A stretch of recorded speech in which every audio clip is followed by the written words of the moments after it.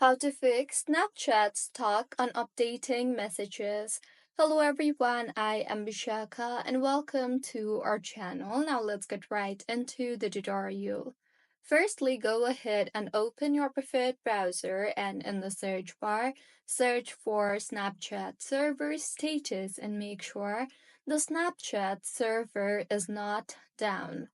Next, launch the Settings application on your device and further tap on General and then on iPhone Storage and now navigate to Snapchat and tap on that. And further, go ahead and offload the app as this will help in clearing the cache in the app. Next, go ahead and force quit Snapchat. So, swipe up and force quit the app along with all the apps running in the background and see if that fixes your issue. And if not, make sure you are connected to a proper working internet connection. And if not, then go ahead and switch between networks. That is, if you are using Wi Fi, switch to cellular, and if you are using cellular, switch to Wi Fi.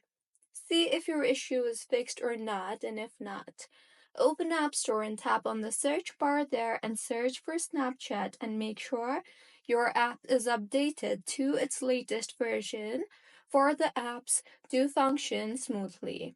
So this is how you can fix Snapchat stuck on updating messages.